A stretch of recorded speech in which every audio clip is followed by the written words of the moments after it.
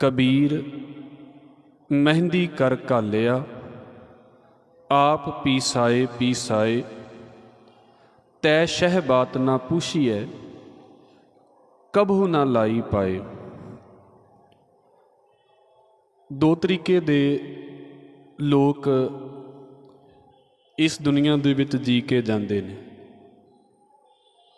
एक तो वो ने जिन्हां ने दुनिया के खिलारियां नूं ही सारा कुछ समझ लिया है कि जिन्ना साडा विस्तार वड्डा होवेगा, जिन्ना असी दुनियावी तौर दे उत्ते लोकां दे विच जाने जावांगे, जां जिन्ना कुछ असी इकट्ठे कर सकते हैं तो फिर असी संतुष्ट हो जावांगे।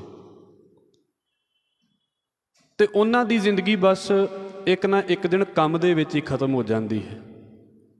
बाबा कबीर ने उन्हां लई कल दा श्लोक ये रखिया सी, कबीर माटी के हम पुतरे मानस राख्यो नाऊ, चार दिवस के पाहुने बड़ बड़ रूंदे ठाऊ। भी खेड तो बस 4 दिनों की है, पर खिलारा बड़ा ज़्यादा खिलारते पे हाँ। असी सिर्फ दुनिया ही घूमती पई है साडे भी इहदे विच विस्तार कर लो, इहदे विच सानू जाणिया जावे, बाकियां दे नाल मतलब नहीं। फिर कुछ इदां दे जींदे ने जिन्हां ने दुनिया नालों बिल्कुल ही अपना कनैक्शन कट लिया। एक तो ये ने जिहड़े कहिंदे ने भी सारा कुछ ही दुनिया है, एक ये कहिंदे ने भी दुनिया कुछ भी नहीं है, छड्डो इनू सारा कुछ। और वो अपने तरीके नाल रब नूं खुश करन दे लई तुरदे ने। वो रब दे रस्ते दे उत्ते, धार्मिक रस्ते दे उत्ते वो अपने तरीके नाल चलदे ने। उन्हां नूं लगदा भी जिन्ना असी अपने आप नूं औखा करांगे, कष्ट देवांगे, उन्ना ही शायद रब साडे दुखां वल वेख के, साडे कष्टां दे वल वेख के ते प्रसन्न हो जावेगा ते सानूं इहदे बदले दे विच कुछ मिल जावेगा। फिर इहनूं समझ लईए, गुरमत विचला पासा साडे सामने रखदी है। दातार ने जिथे ये गल कही है ना कि मोती ता मंदिर ऊसने रतनी ता होहें जड़ाओ, ये दुनिया है। पर नाल महाराज ने यह भी गल कह दी है, मत देख भूलां विसरै तेरा चेतना आवे नाउ, ये दीन है। जिथे धर्म ते दुनिया इकट्ठियां चलदियां ने वो गुरमत का रस्ता है। सतगुरु गुरु अर्जन साहब महाराज जी का बोल है, दुहू व्यवस्था तेजो मुक्ता सोई सुहेला भालीए। इस दुनिया दे विच उही सौखा है, जिंदगी दे किसी भी पासे नूं लैके वेख लिओ, जिस बंदे नूं जिंदगी बैलेंस करनी आ गई है, जिहड़ा बंदा एक तरीके दे नाल समझण दी कोशिश कीती है कि हाँ जी शरीर नूं कष्ट दो तो फिर तुहाडे उत्ते रब बड़ा खुश हुंदा है। एक वो ने जिहड़े कहिंदे ने भी बस दुनिया दे विच खा हंडा के खत्म हो जावो तो बस यही जिंदगी है। ये पावन श्लोक का जिहड़ा भाव है ना, वो साडा इस पासे दा है। ये खास करके उन्हां दे लई है जिन्हां दे मन दे विच ये शायद किते ना किते ख्याल पैदा हो जाता है भी असी औखे हो के भगती करांगे ते साडी औखी हो के कीती हुई जिहड़ी बंदगी है ना, उहदा रब रिवार्ड सानू ज़्यादा देवेगा। ये उन्हां लोकां दे ख्याल ने। इहदा मतलब ये नहीं कि भगती करनी नहीं चाहिए, पर यह पासा जरूर है भी बैठ के भगती करनी बड़ी औखी है। जिद्दां आपां कहीए ना भी सारा दिन वाहिगुरू वाहिगुरू मूँह दे विचों निकलदा रहे, किन्ना औखा है, किन्नी वार चेता भुलदा है। ते अक्सर तुसीं वेख लिओ, गुरु बख्शिश दे नाल असीं कहने हुन्ने आ, जिहड़ा बंदा घर तो जोड़ा पा के गुरुद्वारे आउंदा है ना, उहदे मन दे विच ये गल कदी आउंदी भी नहीं। पर जिहड़ा किते नंगे पैरी आवे ना, उहदे मन दे विच ये गल आ जांदी है भी नंगे पैरी आ रहा हाँ, मैनूं बाकियां नालों ते वध मिलेगा ही क्योंकि मैं नंगे पैरी आया। ये मन दे विच नाले ही आ जाती है। बहुतियां नूं इंज लगदा है भी बाकी सौखे सौखे आ गए ने, इस करके सौखे आउण दे विच उन्ना फल नहीं उन्हां नूं मिलिया जिन्ना औखे हो के आउण दे नाल फल मिलदा है। कई लोग इहदे तो भी अगे निकल जाते हैं। करना तो पाठ ही है, पर पाठ इस तरीके नाल करना है भी इस पाठ नूं करदिआं आपां हिलना नहीं। ये क्योंकि सिखाया ही उन्होंने इदां जाता भी जे तुसीं हिल गए तो तुहाडे पाठ का फल जिहड़ा ना खत्म हो जाना। हैरानी की गल है भी पाठ का फल हिलण दे उत्ते कित्थे आ गया है। ठीक है, पाठ नूं ध्यान दे नाल करना चाहिए है, साडा चौकड़ा इदां दा होना चाहिए है। पर जे मन दे विच ये ख्याल है भी शायद मैं बड़ा औखा हो के बैठा तो रब मेरे औखे हो के बैठे नूं वेखेगा ना, ਤੇ ਬਾਬਾ ਕਬੀਰ ਕਹਿੰਦੇ ਇਹ ਹਾਲਤ ਵੇਖ ਲਓ। ਕਹਿੰਦੇ ਨੇ ਕਬੀਰ ਮਹਿੰਦੀ ਕਰ ਘਾਲਿਆ। ਇਹ ਉਦਾਹਰਣ ਹੈ ਮਹਿੰਦੀ ਦੇ ਪੌਦੇ ਦੀ। ਉਹ ਕਹਿੰਦੇ ਵੀ ਪਹਿਲਾਂ ਤੇ ਉਸ ਪੌਦੇ ਨੂੰ ਬੀਜਿਆ ਗਿਆ। ਇਹ ਸਾਡੇ ਨਾਲ ਸਾਰਿਆਂ ਦੇ ਨਾਲ ਗੱਲ ਇਹ ਆਵੇਗੀ ਜਿੱਥੇ ਸਾਨੂੰ ਬਹੁਤਿਆਂ ਨੂੰ ਇੰਜ ਲੱਗਣ ਲੱਗ ਪੈਂਦਾ ਵੀ ਜ਼ਿਆਦਾ ਕਸ਼ਟ ਤੇ ਰਿਵਾਰਡ ਵੀ ਜ਼ਿਆਦਾ। ਜਿੰਨੇ ਔਖੇ ਹੋਵਾਂਗੇ ਰੱਬ ਓਨਾ ਜ਼ਿਆਦਾ ਖੁਸ਼ ਹੋ ਜਾਂਦਾ। ਕਬੀਰ ਮਹਿੰਦੀ ਕਰ ਘਾਲਿਆ। ਪਹਿਲੀ ਗੱਲ ਤੇ ਜਦੋਂ ਮਹਿੰਦੀ ਦੇ ਬੂਟੇ ਨੂੰ ਉਹ ਪੌਦੇ ਨੂੰ ਬੀਜਿਆ ਗਿਆ ਨਾ, ਤੇ ਦਾਤਾਰ ਕਹਿੰਦੇ ਨੇ ਫਿਰ ਉਹਨੂੰ ਜਦੋਂ ਤਿਆਰ ਕੀਤਾ ਗਿਆ, ਮਤਲਬ ਬੂਟਾ ਤੋੜ ਲਏ ਗਏ ਉਹਦੇ ਪੱਤੇ, ਫਿਰ ਉਹਨੂੰ ਚੰਗੀ ਤਰ੍ਹਾਂ ਪੀਸਿਆ ਜਾਂਦਾ ਹੈ। ਪੀਸਣ ਤੋਂ ਬਾਅਦ ਸਾਨੂੰ ਪਤਾ ਵੀ ਫਿਰ ਉਹ ਜਾ ਕੇ ਤੇ ਹੱਥਾਂ ਨੂੰ ਤੇ ਪੈਰਾਂ ਨੂੰ ਲੱਗਣ ਦੇ ਕਾਬਿਲ ਹੁੰਦੀ ਹੈ। ਸਿੱਧਾ ਬੂਟਾ ਜਾ ਕੇ ਕੋਈ ਹੱਥ ਨੂੰ ਮੜ ਲਵੇ ਤੇ ਕੀ ਰੰਗ ਚੜ੍ਹ ਜਾਂਦਾ। ਹੁਣ ਇਹਦਾ ਮਤਲਬ ਮੈਂ ਗੱਲ ਸ਼ੁਰੂ ਕਰਨ ਤੋਂ ਪਹਿਲਾਂ ਇਹ ਕਹਿ ਦੇਵਾਂ ਵੀ ਇੱਥੇ ਮਹਾਰਾਜ ਇਹ ਨਹੀਂ ਕਹਿੰਦੇ ਵੀ ਮਹਿੰਦੀ ਲਾ ਲਓ। ਉਹ ਮਹਾਰਾਜ ਸਿਰਫ ਇੱਕ ਉਦਾਹਰਣ ਦੇ ਰਹੇ ਨੇ। ਉਦਾਹਰਣ ਕਿਉਂਕਿ ਸਾਰਿਆਂ ਦੇ ਸਾਹਮਣੇ ਇਸ ਕਰਕੇ ਆ ਜਾਂਦੀ ਹੈ। ਹੁਣ ਕਹਿੰਦੇ ਨੇ ਵੀ ਉਸ ਮਹਿੰਦੀ ਨੇ, ਉਸ ਪੌਦੇ ਨੇ ਆਪਣੇ ਆਪ ਨੂੰ ਪਹਿਲਾਂ ਜਦੋਂ ਤਿਆਰ ਕੀਤਾ, ਇੱਕ ਉਦੋਂ ਔਖਾ ਹੋਇਆ, ਇੱਕ ਜਦੋਂ ਉਹਨੂੰ ਪੀਸਿਆ ਗਿਆ, ਉਹਦਾ ਪਾਊਡਰ ਬਣਾਇਆ ਗਿਆ, ਫਿਰ ਕੀ ਹੋਇਆ, ਪਾਊਡਰ ਬਣਾ ਕੇ ਤੇ ਉਹਨੂੰ ਤਿਆਰ ਕਰ ਲਿਆ ਗਿਆ। ਪਰ ਇੱਦਾਂ ਹੋ ਗਿਆ ਕਿ ਲਾਉਣ ਵੇਲੇ ਕੋਈ ਤਿਆਰ ਹੀ ਨਹੀਂ ਹੋਇਆ, ਉਹਨੂੰ ਕਿਸੇ ਨੇ ਲਾਇਆ ਹੀ ਨਹੀਂ। ਤੇ ਉਹ ਜਿਹੜੀ ਇੰਨੀ ਮਿਹਨਤ ਕੀਤੀ ਸੀ ਪੌਦੇ ਤੋਂ ਸ਼ੁਰੂ ਹੋ ਕੇ ਪਾਊਡਰ ਬਣਨ ਤੱਕ, ਉਹ ਸਾਰੀ ਮਿਹਨਤ ਕੀ ਹੋ ਗਈ, ਬੇਕਾਰ ਹੋ ਗਈ। ਜਦੋਂ ਕਿਸੇ ਨੇ ਲਾਈ ਨਹੀਂ ਤਾਂ ਤੁਹਾਨੂੰ ਵੀ ਪਤਾ ਵੀ ਡੇਟ ਐਕਸਪਾਇਰ ਹੋ ਜਾਂਦੀ ਹੈ, ਖੁੱਲ੍ਹੀ ਛੱਡਾਂ ਕਿਤੇ ਖਰਾਬ ਹੋ ਜਾਂਦੀ ਹੈ, ਕੀ ਕਰ ਲਵਾਂਗੇ ਉਹਨੂੰ। ਹਜ਼ੂਰ ਨੇ ਉਹ ਗੱਲ ਕੀਤੀ ਹੈ ਸਾਡੇ ਵਰਗਿਆਂ ਦੇ ਲਈ।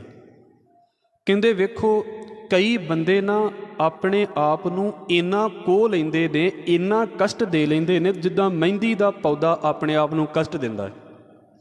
ਮਤਲਬ ਆਪਣੇ ਆਪ ਨੂੰ ਖਤਮ ਕਰਨ ਦੀ ਹੱਦ ਤੱਕ ਜਾਂਦੇ ਨੇ, ਇੰਨਾ ਕਸ਼ਟ ਦਿੰਦੇ ਨੇ ਆਪਣੇ ਆਪ ਨੂੰ।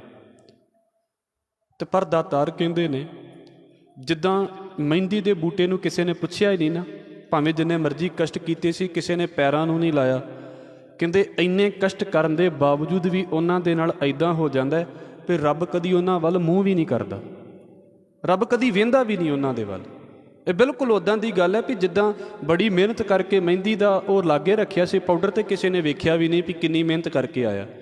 ਕਹਿੰਦੇ ਬੰਦੇ ਨੇ ਕਸ਼ਟ ਕਰ ਕਰਕੇ ਬੜੀ ਮਿਹਨਤ ਕੀਤੀ, ਰੱਬ ਨੇ ਬਾਤ ਵੀ ਨਹੀਂ ਪੁੱਛੀ, ਰੱਬ ਨੇ ਗੱਲ ਵੀ ਨਹੀਂ ਪੁੱਛੀ। ਵੈਸੇ ਇੱਕ ਗੱਲ ਤੇ ਸੋਚਣ ਵਾਲੀ ਹੈ ਕਿ ਬੰਦਾ ਇੰਨੇ ਜ਼ਿਆਦਾ ਕਸ਼ਟ ਕਰਦਾ ਫਿਰੇ, ਇੰਨਾ ਜ਼ਿਆਦਾ ਔਖਾ ਹੁੰਦਾ ਫਿਰੇ, ਤੇ ਰੱਬ ਮੂੰਹ ਵੀ ਨਾ ਕਰੇ ਤੇ ਅਫਸੋਸ ਜਿਹਾ ਨਹੀਂ ਹੁੰਦਾ। ਮੈਂ ਤਾਂ ਪਹਿਲਾਂ ਵੀ ਇਸ ਗੱਲ ਨੂੰ ਬੋਲਿਆ ਸੀ ਵੀ ਸਾਡਾ ਬੱਚਾ ਸਾਲ ਸਕੂਲ ਦੇ ਵਿੱਚ ਜਾਵੇ ਤੇ ਸਕੂਲ ਦੀ ਹਾਲਤ ਦੇ ਵਿੱਚੋਂ ਅਸੀਂ ਸੰਤੁਸ਼ਟ ਨਾ ਹੋਈਏ, ਜਾਂ ਬੱਚੇ ਦੀ ਪਰਫਾਰਮੈਂਸ ਤੋਂ ਅਸੀਂ ਸੰਤੁਸ਼ਟ ਨਾ ਹੋਈਏ, ਤੇ ਅਸੀਂ ਕਹਿ ਦਿੰਦੇ ਹਾਂ ਵੀ ਨਹੀਂ ਸਕੂਲ ਬਦਲ ਕੇ ਵੇਖਦੇ ਹਾਂ, ਜਾਂ ਬੱਚੇ ਵੱਲ ਧਿਆਨ ਦੇ ਕੇ ਵੇਖਦੇ ਹਾਂ। ਧਾਰਮਿਕ ਜ਼ਿੰਦਗੀ ਦੇ ਵਿੱਚ ਵੇਖਦੇ ਹੋ ਸਾਨੂੰ 10-10, 15-15 ਸਾਲ ਹੋ ਜਾਂਦੇ ਨੇ, ਸਾਡੇ ਮਨ ਦੇ ਵਿੱਚ ਇਹ ਖਿਆਲ ਹੀ ਨਹੀਂ ਆਉਂਦਾ ਵੀ ਸਾਡੇ ਅੰਦਰ ਕੁਝ ਬਣਦਾ ਪਿਆ ਕਿ ਸਾਡੇ ਅੰਦਰ ਨਹੀਂ ਖਿਆਲ ਬਣਦਾ ਪਿਆ। ਅਸੀਂ ਜੇ ਫੇਲ ਹਾਂ ਤਾਂ ਫੇਲ ਹੀ ਤੁਰੇ ਜਾਂਦੇ ਹਾਂ, ਕੋਈ ਨਹੀਂ, ਕਿਉਂਕਿ ਸੋਚਦੇ ਹੀ ਨਹੀਂ। ਮੈਂ ਇਹਨੂੰ ਇਸ ਕਰਕੇ ਕਹਿਣਾ ਹੁੰਦਾ ਹਾਂ, ਮਾफ़ ਕਰਿਓ, ਇਹਦਾ ਮਤਲਬ ਇਹ ਨਹੀਂ ਹੈ ਵੀ ਅਸੀਂ ਬਿਲਕੁਲ ਹੀ ਫੇਲ ਹੋਏ ਹਾਂ, ਇਹ ਰੱਬ ਨੇ ਕਿਰਪਾ ਕੀਤੀ ਹੈ ਤੇ ਤਾਂ ਕਿ ਜੁੜ ਬੈਠਦੇ ਹਾਂ। ਪਰ ਇਹਦੇ ਤੋਂ ਅੱਗੇ ਦੀਆਂ ਗੱਲਾਂ ਵੀ ਤਾਂ ਸਾਡੇ ਲਈ ਸਮਝਣੀਆਂ ਬੜੀ ਜ਼ਰੂਰੀ ਨੇ ਨਾ, ਤਾਂ ਕਿ ਅੱਗੇ ਨਿਕਲੀਏ, ਇੱਥੇ ਤਾਂ ਨਹੀਂ ਨਾ ਰੁਕ ਜਾਣਾ। ਹੁਣ ਦਾਤਾਰ ਕਹਿੰਦੇ ਨੇ ਭਾਈ ਬੰਦਿਆਂ ਨੇ ਆਪਣੇ ਆਪ ਨੂੰ ਕਸ਼ਟ ਦੇ ਦਿੱਤਾ। ਔਰ ਤੁਸੀਂ ਖੁਦ ਲੋਕਾਂ ਦੀ ਮੈਂਟੈਲਿਟੀ ਵੇਖ ਲਓ, ਲੋਕਾਂ ਨੂੰ ਲੱਗਦਾ ਆਪਣੇ ਆਪ ਨੂੰ ਔਖਾ ਕਰੋ। ਇਸੇ ਕਰਕੇ ਹੁੰਦਾ ਸਰਦੀਆਂ ਆ ਗਈਆਂ ਨੇ ਤੇ ਫਿਰ ਠੰਡੇ ਪਾਸੇ ਤੁਰ ਪਏ, ਗਰਮੀਆਂ ਆ ਗਈਆਂ ਤੇ ਆਪਣੇ ਆਪ ਨੂੰ ਕਸ਼ਟ ਦੇਣਾ ਸ਼ੁਰੂ ਕਰ ਦਿੱਤਾ, ਆਪਣੇ ਆਪ ਨੂੰ ਸੇਕ ਲਾਗੇ ਰੱਖਣਾ ਸ਼ੁਰੂ ਕਰ ਦਿੱਤਾ। ਇਹਨਾਂ ਗੱਲਾਂ ਦਾ ਰੱਬ ਦੇ ਨਾਲ ਕੀ ਮਤਲਬ ਹੈ? ਮਹਾਰਾਜ ਜੀ ਤੇ ਕਹਿੰਦੇ ਨੇ ਨਾ ਵੀ ਪੱਗ ਉਪੇ ਤਾਣਾ, ਆਪਣਾ ਕੀਆ ਕਮਾਣਾ, ਅਲਮਲ ਖਾਈ ਸਿਰਸ਼ਾਈ ਪਾਈ।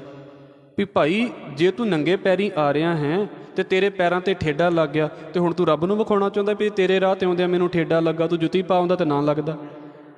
ਪੱਗ ਉਪੇ ਤਾਣਾ, ਆਪਣਾ ਕੀਆ ਕਮਾਣਾ, ਤੂੰ ਆਪਣਾ ਕੀਤਾ ਹੋਇਆ ਕਮਾ ਰਿਹਾ, ਤੈਨੂੰ ਕਿਸੇ ਨੇ ਥੋੜ੍ਹਾ ਕਿਹਾ ਸੀ।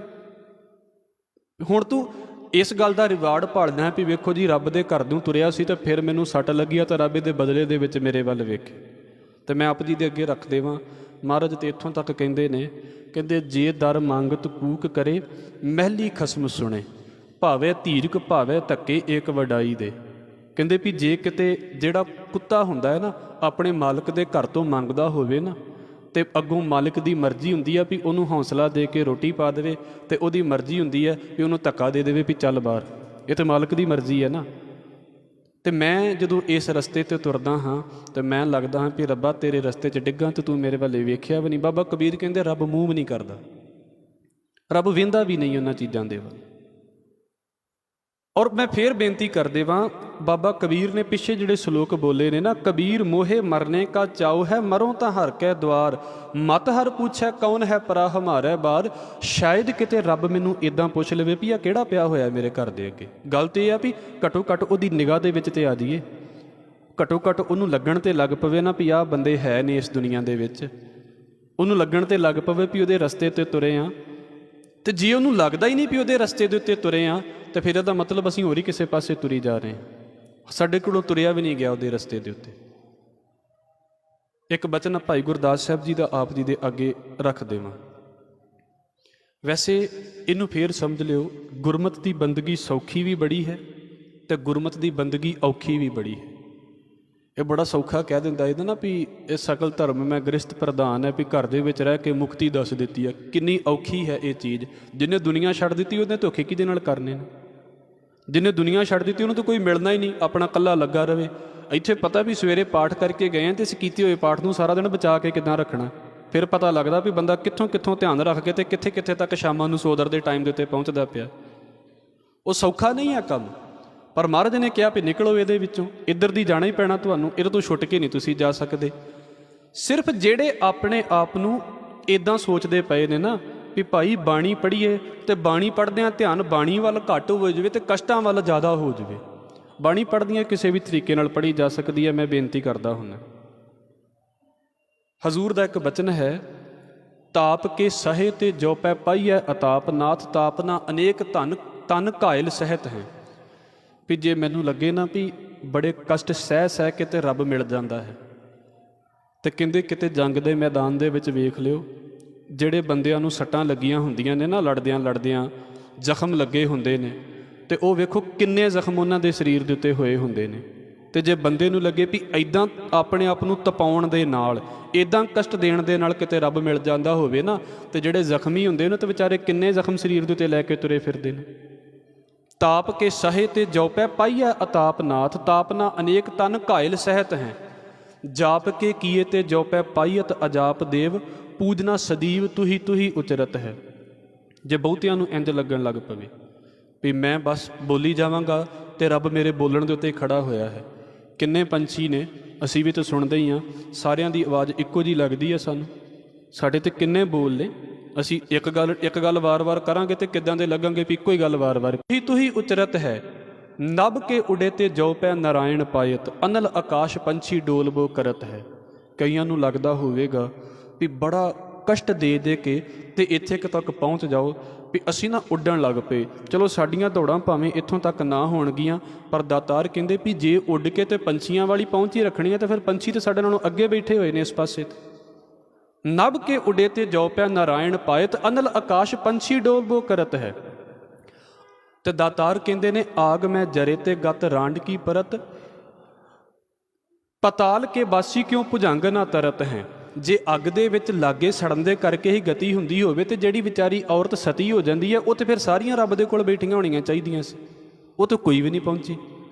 ਤੇ ਜਿਹੜੇ ਪਤਾਲ ਦੇ ਵਿੱਚ ਜ਼ਮੀਨ ਦੇ ਵਿੱਚ ਟੋਇਆ ਕੱਢ ਕੇ ਬੈਠ ਜਾਂਦੇ ਨੇ ਨਾ ਵੀ ਇੱਥੇ ਹੁਣ ਬੈਠ ਕੇ ਬੰਦਗੀ ਕਰੋ, ਮੈਂ ਤਾਂ ਹੋਰ ਕਿਤੇ ਬੰਦਗੀ ਨਹੀਂ ਕਰ ਸਕਦਾ, ਮੇਰੇ ਤੇ ਸਪੈਸ਼ਲ ਥਾਂ ਹੈ ਇਹ। ਉਹ ਕਹਿੰਦੇ ਫਿਰ ਸੱਪ ਜਿਹੜੇ ਨੇ ਵਿਚਾਰੇ ਖੁੱਡਾਂ 'ਚ ਹੀ ਰਹਿੰਦੇ ਨੇ, ਉਹ ਕਿਉਂ ਨਹੀਂ ਬੰਦਗੀ ਕਰ ਪਾਉਂਦੇ। ਇਹ ਅਕਾਲ ਉਸਤ ਦੇ ਬਚਨ ਨੇ, ਤੁਸੀਂ ਪੜ੍ਹ ਕੇ ਵੇਖ ਲੈਣਾ। ਬੰਦਾ ਚਾਹੁੰਦਾ ਹੈ ਵੀ ਮੈਂ ਨਾ ਆਪਣੇ ਕਸ਼ਟਾਂ ਦੇ ਨਾਲ ਰੱਬ ਨੂੰ ਜਿੱਤਾਂ, ਰੱਬ ਮੇਰੇ ਕਸ਼ਟਾਂ ਵੱਲ ਵੇਖੇ। ਬਾਬਾ ਕਬੀਰ ਕਹਿੰਦੇ ਰੱਬ ਮੂੰਹ ਵੀ ਨਹੀਂ ਕਰਦਾ ਜਿੰਨੇ ਮਰਜ਼ੀ ਕਸ਼ਟ ਕਰੀ ਜਾਓ, ਰੱਬ ਵਹਿੰਦਾ ਵੀ ਨਹੀਂ ਇਹਨਾਂ ਗੱਲਾਂ ਦੇ ਵੱਲ। ਕਿੰਨੇ ਜਾਣੇ ਕਸ਼ਟ ਕਰਦੇ ਪਏ ਨੇ, ਉਹਨੇ ਕਿੰਨੇ ਜੀਵ ਇੱਦਾਂ ਦੇ ਬਣਾ ਦਿੱਤੇ। ਖਲੋਤੇ ਰਵਾਂਗੇ ਇੱਕ ਥਾਂ 'ਤੇ, ਦਰਖਤ ਖਲੋਤੇ ਨਹੀਂ ਹੁੰਦੇ, ਨਹੀਂ ਜੋੜਾ ਪਾਵਾਂਗੇ। ਤੇ ਮੈਂ ਕਈ ਵਾਰ ਇਸ ਗੱਲ ਨੂੰ ਕਹਿੰਦਾ ਹੁੰਦਾ ਵੀ 84 ਲੱਖ ਜੂਨਾਂ 'ਚੋਂ ਅਸੀਂ ਤੇ ਹਾਂ ਜਿਹੜੇ ਜੋੜਾ ਪਾਉਂਦੇ ਨੇ। ਕਿਹੜਾ ਜਾਨਵਰ ਜੋੜਾ ਪਾਉਂਦਾ? ਕੋਈ ਵੀ ਨਹੀਂ ਪਾਉਂਦਾ। ਤੇ ਮੈਨੂੰ ਲੱਗਦਾ ਵੀ ਮੈਂ ਜੋੜਾ ਲਾ ਕੇ ਤੇ ਮੈਂ ਰੱਬ ਨੂੰ ਬੜਾ ਖੁਸ਼ ਕਰ ਲਿਆ। ਕੀ ਫ਼ਰਕ ਪੈਂਦਾ ਇਹਨਾਂ ਗੱਲਾਂ ਦੇ ਨਾਲ?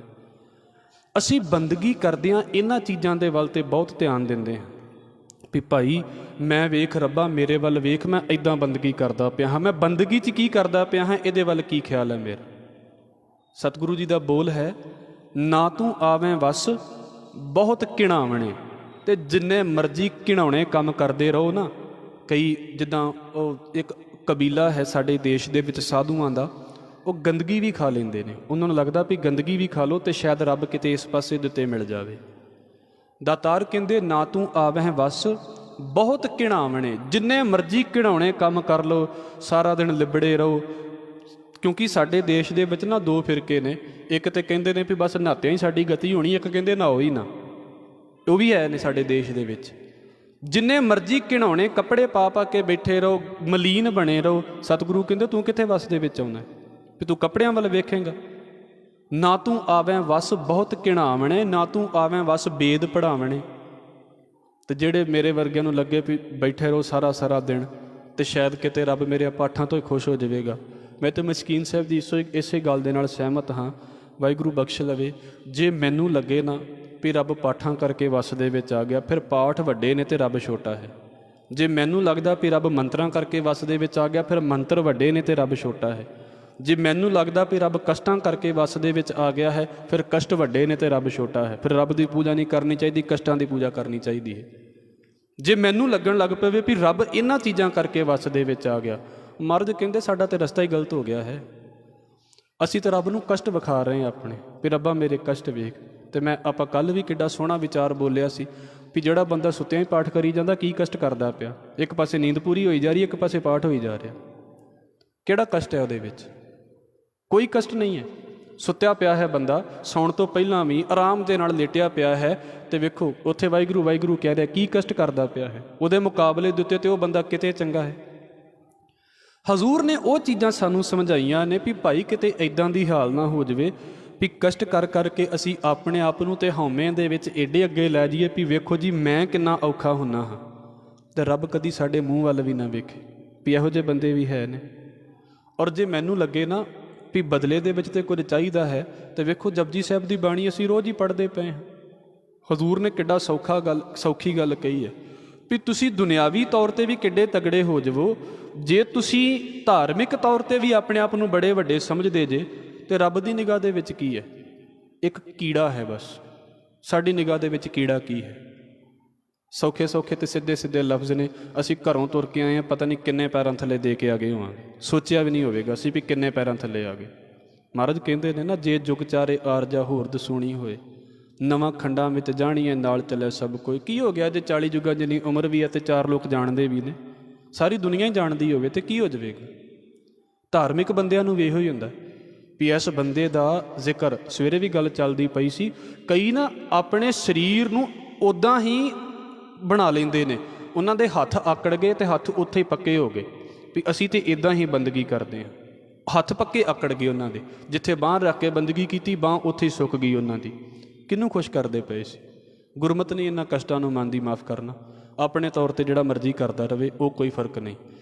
ਹਜ਼ੂਰ ਨੇ ਸਾਡਾ ਜਿਹੜਾ ਕਸ਼ਟ ਹੈ ਨਾ, ਇਹ ਨਹੀਂ ਵੀ ਸਾਡੇ ਵਿੱਚ ਕਸ਼ਟ ਹੈ ਨਹੀਂ ਵੀ ਅਸੀਂ ਕਹੀਏ ਵੀ ਫਿਰ ਤਾਂ ਸੁੱਤੇ ਰਹਿਣਾ ਚਾਹੀਦਾ ਹੈ। ਅੰਮ੍ਰਿਤ ਵੇਲੇ ਉੱਠਣਾ ਸਾਡਾ ਤਪ ਹੈ।